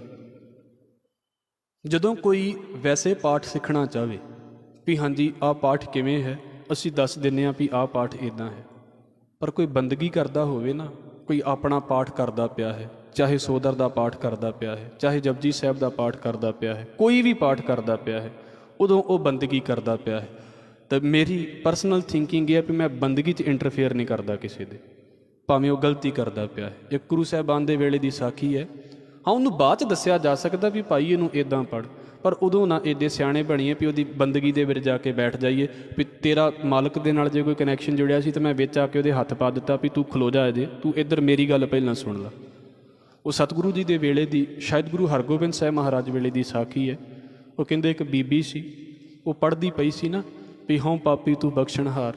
ਉਹ ਪੜ੍ਹਦਿਆਂ ਪੜ੍ਹਦਿਆਂ ਗੱਲ ਘੁੰਮ ਗਈ, ਉਹ ਹੋਰ ਚੱਕਰ ਚੱਲ ਗਿਆ, ਉਹ ਤੂੰ ਪਾਪੀ ਹੋਂ ਬਖਸ਼ਣਵਾਰ ਹਾਰ ਵਾਲਾ ਸਿਸਟਮ ਚੱਲ ਗਿਆ। ਹੁਣ ਦੂਜਾ ਸੁਣੇਗਾ ਤੇ ਉਹ ਤਾਂ ਸਾਨੂੰ ਪਤਾ ਵੀ, ਫਿਰ ਮੈਨੂੰ ਲੱਗਦਾ ਵੀ ਇਹ ਰੱਬ ਦੇ ਘਰ ਦੇ ਵਿੱਚ ਇੱਦਾਂ ਅੱਖਰ ਕਿੱਦਾਂ ਬੋਲ ਸਕਦਾ ਹੈ ਬੰਦਾ। ਪੁੱਛਿਆ ਤੇ ਮਹਾਰਾਜ ਨੇ ਕਿਹਾ ਕੋਈ ਨਹੀਂ, ਉਹਦੀ ਪਿੱਛੇ ਦੀ ਭਾਵਨਾ ਗਲਤ ਨਹੀਂ ਸੀ, ਜਾਣ ਬੁੱਝ ਕੇ ਗਲਤ ਨਹੀਂ ਪੜ੍ਹਿਆ ਉਹਨੇ, ਕੁਝ ਗਲਤ ਹੋ ਗਿਆ ਹੈ। ਇਸ ਕਰਕੇ ਸੋਦਰ ਕਰਦਿਆਂ ਸਾਨੂੰ ਵੀ ਪਤਾ ਹੈ, ਅਸੀਂ ਨਹੀਂ ਕਹਿੰਦੇ ਵੀ ਸਾਨੂੰ ਬਹੁਤ ਕੁਝ ਆਉਂਦਾ ਹੈ। ਸੋਦਰ ਕਰਦਿਆਂ ਕਿਸੇ ਕੋਲੋਂ ਅੱਖਰ ਗਲਤ ਪੜ੍ਹਿਆ ਗਿਆ, ਪਾਠ ਕਰਦਿਆਂ ਗਲਤ ਅੱਖਰ ਪੜ੍ਹਿਆ ਗਿਆ, ਕੋਈ ਗੱਲ ਨਹੀਂ, ਫਿਰ ਕੀ ਹੋ ਗਿਆ। ਇਹ ਥੋੜ੍ਹਾ ਵੀ ਅਗਲੇ ਨੂੰ ਇਹਨਾਂ ਦਬਕੇ ਦੇ ਨਾਲ ਬੋਲੋ ਵੀ ਅਗਲੇ ਦਾ ਬਾਅਦ 'ਚ ਪਾਠ ਕਰਨ ਨੂੰ ਜੀ ਨਾ ਕਰੇ। ਅਸੀਂ ਵੇਖਦੇ ਹਾਂ ਸੰਗਤ ਬੱਸਾਂ ਦੇ ਵਿੱਚ ਪਾਠ ਕਰਦੀ ਹੈ, ਟ੍ਰੇਨਾਂ ਜਦੋਂ ਚੱਲਦੀਆਂ ਨੇ, ਟ੍ਰੇਨ ਦੇ ਵਿੱਚ ਇੰਨਾ ਸਮਾਂ ਹੁੰਦਾ ਸੰਗਤ ਦੇ ਕੋਲੋਂ, ਸੰਗਤ ਪਾਠ ਕਰਦੀ ਹੈ, ਕਈ ਉੱਥੇ ਵੀ ਚੌਧਰੀ ਬਣ ਜਾਂਦੇ ਨੇ, ਉੱਥੇ ਵੀ ਹਟਾ ਦਿੰਦੇ ਨੇ। ਉਹ ਫਿਰ ਬੰਦਾ ਸੋਚਦਾ ਵੀ ਮੇਰੇ ਸਾਹਮਣੇ ਕੀ ਪਾਠ ਕਰਾਂ। ਦਿਨੇ ਜੇ 2 ਅਸ਼ਟਪਦੀਆਂ ਸੁਖਮਨੀ ਸਾਹਿਬ ਦੀਆਂ ਕੀਤੀਆਂ ਸੀ ਤੇ ਵਿੱਚ ਰੱਬ ਜੀ ਦੇ ਜਿਹੜੇ ਚੌਧਰੀ ਸੀ ਆ ਕੇ ਟਪਕ ਗਏ, ਉਹਦਾ ਵਿਚਾਰੇ ਦਾ ਫਿਰ ਪਾਠ ਕਰਨ ਨੂੰ ਥੋੜ੍ਹਾ ਜੀ ਕਰੇਗਾ। ਔਰ ਕੀ ਪਤਾ ਵਿਚਾਰਾ ਕਿੰਨੇ ਚਿਰ ਤੋਂ ਕਰਦਾ ਆ ਰਿਹਾ ਸੀ, ਇੱਕ ਅੱਧਾ ਇਹੋ ਜਿਹਾ ਮਿਲ ਗਿਆ ਉਹਨੇ ਸਾਰੇ ਪਾਠ ਕਰਨ ਨੂੰ ਹਟਾ ਕੇ ਰੱਖ ਦਿੱਤਾ। ਕਿੰਨੇ ਨੇ ਮੈਂ ਸਫ਼ਰ ਕਰਦਿਆਂ ਵੇਖੇ ਨੇ ਬੱਸਾਂ ਦੇ ਵਿੱਚ, 2-4 ਘੰਟੇ ਦਾ ਸਫ਼ਰ ਹੈ, ਸ਼ੁਕਰ ਹੈ ਲੋਕਾਂ ਦੇ ਨਾਲ ਗੱਲਾਂ ਨਹੀਂ ਕਰਦੇ, ਆਪਣਾ ਗੁਟਕਾ ਸਾਹਿਬ ਲੈ ਕੇ ਪਾਠ ਕਰਨ ਲੱਗ ਪੈਂਦੇ ਨੇ, ਹੋਰ ਕੀ ਚਾਹੀਦਾ। ਪਰ ਉੱਥੇ ਵੀ ਸਾਨੂੰ ਹੁੰਦਾ ਵੀ ਨਹੀਂ ਇਹਨੂੰ ਮੈਂ ਰੋਕਾਂ ਤੇ ਸਹੀ, ਮੈਨੂੰ ਜ਼ਿਆਦਾ ਪਤਾ ਇਹਦੇ ਨਾਲ। ਬੰਦਗੀ ਦੇ ਵਿੱਚ ਇੰਟਰਫੇਰੈਂਸ ਨਹੀਂ। ਅਤੇ ਮਹਾਰਾਜ ਉਹਨੂੰ ਕਹਿੰਦੇ ਨੇ, ਬਾਬਾ ਕਬੀਰ ਕਹਿੰਦੇ ਮੈਂ ਉਸ ਸਟੇਟ ਆਫ ਮਾਈਂਡ 'ਤੇ ਜੀਂਦਾ ਹਾਂ ਜਿੱਥੇ ਕੋਈ ਰੋਕ ਸਕਦਾ ਹੀ ਨਹੀਂ ਹੈ ਔਰ ਜਿੱਥੇ ਰੋਕਦਾ ਵੀ ਨਹੀਂ ਹੈ। ਪਹਿਲੀ ਗੱਲ ਮੈਂ ਬੇਨਤੀ ਕੀਤੀ ਹੈ, ਗੁਰਦੁਆਰੇ ਦੇ ਵਿੱਚ ਕੋਈ ਆ ਰਿਹਾ ਹੈ, ਹਾਂ ਗੁਰਦੁਆਰੇ ਤੋਂ ਵਰਜਿਤ ਚੀਜ਼ਾਂ ਉਹਦੇ ਕੋਲ ਨਾ ਹੋਣ, ਨਸ਼ਾ ਨਾ ਕੀਤਾ ਹੋਵੇ, ਤੰਬਾਕੂ ਆਦਿਕ ਨਾ ਹੋਵੇ, ਉਹ ਰੋਕਿਆ ਜਾ ਸਕਦਾ ਹੈ ਜਿਹਨੇ ਇਹੋ ਜਿਹਾ ਕੁਝ ਕੀਤਾ। ਪਰ ਜਿਹੜਾ ਉਹ ਆਮ ਕਰਕੇ ਆਉਣਾ ਚਾਹੁੰਦਾ ਹੈ ਤੇ ਉਹਦੇ ਕੋਲ ਬੈਠਣ ਦਾ ਤਰੀਕਾ ਥੋੜ੍ਹਾ ਜਿਹਾ ਸਹੀ ਨਹੀਂ ਹੈ, ਉਹਨੂੰ ਪਿਆਰ ਦੇ ਨਾਲ ਦੱਸਿਆ ਜਾ ਸਕਦਾ ਹੈ, ਉਹਨੂੰ ਸਮਝਾਇਆ ਜਾ ਸਕਦਾ ਹੈ। ਪਰ ਮੈਂ ਕਹਾਂ ਵੀ ਮੇਰੇ ਆਖੇ ਲਾ ਕੇ ਚੱਲੋ, ਬਾਬਾ ਕਬੀਰ ਕਹਿੰਦੇ ਨੇ ਉਹ ਘਰ ਫਿਰ ਸਾਡੇ ਲਈ ਸਾਨੂੰ ਰੱਬ ਦਾ ਘਰ ਤੇ ਨਜ਼ਰ ਆਉਂਦਾ ਨਹੀਂ, ਉਹ ਤਾਂ ਫਿਰ ਬੰਦਿਆਂ ਦਾ ਘਰ ਹੋ ਗਿਆ ਨਾ। ਇੱਦਾਂ ਹੀ ਕੋਈ ਬੰਦਗੀ ਕਰਦਾ ਪਿਆ ਹੈ, ਉਹਦੇ ਵਿੱਚ ਇੰਟਰਫੇਰੈਂਸ ਕਿਸੇ ਵੀ ਤਰੀਕੇ ਦੀ, ਭਾਵੇਂ ਘਰ ਦੇ ਮੈਂਬਰਾਂ ਤੇ ਭਾਵੇਂ ਸਾਡੇ ਵਰਗੇ ਵੀ ਨੇ, ਨਹੀਂ, ਬੰਦਗੀ ਹੈ। ਕੁਝ ਗਲਤ ਹੋ ਗਿਆ ਹੈ, ਜ਼ਿਆਦਾ ਗਲਤ ਹੋ ਗਿਆ ਹੈ, ਸਲਾਹ ਲੈਣੀ ਚਾਹੁੰਦਾ ਹੈ ਤੇ ਫਿਰ ਸਲਾਹ ਲੈ ਲਵੇ, ਨਹੀਂ ਤੇ ਉੱਦਾਂ ਆਪਣੀ ਬੰਦਗੀ ਕਰੇ। ਉਹਨੂੰ ਅੱਗੋਂ ਪਿੱਛੋਂ ਸਿਖਾਇਆ ਜਾ ਸਕਦਾ ਹੈ। ਬਾਬਾ ਕਬੀਰ ਕਹਿੰਦੇ ਨੇ ਜਿਹੜੇ ਘਰ ਦੇ ਵਿੱਚ ਤੁਸੀਂ ਆਪਣੀ ਮੌਜ ਦੇ ਵਿੱਚ ਬੰਦਗੀ ਕਰ ਸਕਦੇ ਜੇ, ਜਿਹੜੇ ਘਰ ਦੇ ਵਿੱਚ ਤੁਸੀਂ ਆਨੰਦ ਦੇ ਵਿੱਚ ਵਿਚਰ ਸਕਦੇ ਜੇ, ਜਿਹੜੇ ਘਰ ਦੇ ਵਿੱਚ ਤੁਸੀਂ ਸਕੂਨ ਲੈ ਸਕਦੇ ਜੇ ਨਾ, ਦਾਤਾਰ ਕਹਿੰਦੇ ਨੇ ਕਬੀਰ ਜਿਹ ਦਰ ਆਵਤ ਜਾਤਿਓ ਹਟਕੈ ਨਾਹੀ ਕੋਏ, ਸੋ ਦਰ ਕੈਸੇ ਛੋਡੀਐ ਜੋ ਦਰ ਐਸਾ ਹੋਏ। ਉਸ ਘਰ ਨੂੰ ਕਿਉਂ ਛੱਡ ਦਈਏ, ਉਹ ਰੱਬ ਦਾ ਘਰ ਕਿਉਂ ਛੱਡ ਦਈਏ ਜਿੱਥੇ ਸਾਨੂੰ ਰੋਕਿਆ ਹੀ ਨਹੀਂ ਜਾਂਦਾ। ਜੇਕਰ ਕਿਸੇ ਥਾਂ ਦੇ ਉੱਤੇ ਐਂਟਰ ਹੋਣ ਤੋਂ ਪਹਿਲਾਂ ਸਾਡੀ ਕਾਸਟ ਪੁੱਛ ਲਈ ਜਾਵੇ, ਕਿਸੇ ਥਾਂ ਦੇ ਉੱਤੇ ਐਂਟਰ ਹੋਣ ਤੋਂ ਪਹਿਲਾਂ ਸਾਨੂੰ ਸਾਰਾ ਕੁਝ ਪੁੱਛਿਆ ਜਾਵੇ ਵੀ ਭਾਈ ਆਹ ਤੇਰੇ ਕੋਲ ਜੇ ਤੇ ਕਰਦਾ ਪੂਰਾ ਤੇ ਫਿਰ ਤੂੰ ਆ ਸਕਦਾ, ਜੇ ਨਹੀਂ ਪੂਰਾ ਕਰਦਾ ਤੂੰ ਨਹੀਂ ਆ ਸਕਦਾ, ਫਿਰ ਉਹ ਧਾਰਮਿਕ ਸਥਾਨ ਨਹੀਂ ਹੁੰਦੇ, ਉਹ ਤੇ ਆਮ ਦੁਨੀਆਵੀਦਾਰੀ ਜਿਹਦੇ ਅੱਡੇ ਹੁੰਦੇ ਨੇ, ਭਾਵੇਂ ਰੱਬ ਦੇ ਨਾਂ ਤੇ ਖੁੱਲ੍ਹੇ ਹੋਏ ਨੇ। ਬਾਬਾ ਕਬੀਰ ਕਹਿੰਦੇ ਨੇ ਅਸਲ 'ਚ ਰੱਬ ਦੇ ਘਰ ਉਹ ਨੇ ਜਿੱਥੇ ਤੁਹਾਨੂੰ ਰੋਕਿਆ ਹੀ ਨਹੀਂ ਗਿਆ ਕਿਸੇ ਪਾਸੇ ਤੋਂ। ਜਿਹ ਦਰ ਆਵਤ ਜਾਤਿਓ ਹਟਕੈ ਨਾਹੀ ਕੋਏ, ਸੋ ਦਰ ਕੈਸੇ ਛੋਡੀਐ ਜੋ ਦਰ ਐਸਾ ਹੋਏ। ਕਹਿੰਦੇ ਉਸ ਘਰ ਨੂੰ ਕਿੱਦਾਂ ਛੱਡ ਦਈਏ ਜਿਹੜਾ ਰੱਬ ਦਾ ਘਰ ਹੈ ਤੇ ਜਿਹੜਾ ਸਾਰਿਆਂ ਨੂੰ ਮਾਣ ਦੇਣ ਵਾਲਾ ਹੈ। ਔਰ ਇਸੇ ਕਰਕੇ ਭਗਤ ਨਾਮਦੇਵ ਜੀ ਨੂੰ ਇਹ ਤੇ ਕਹਿ ਦਿੱਤਾ ਵੀ ਤੂੰ ਬਾਹਰ ਚੱਲ, ਉਹਨੂੰ ਹਟਾ ਦਿੱਤਾ।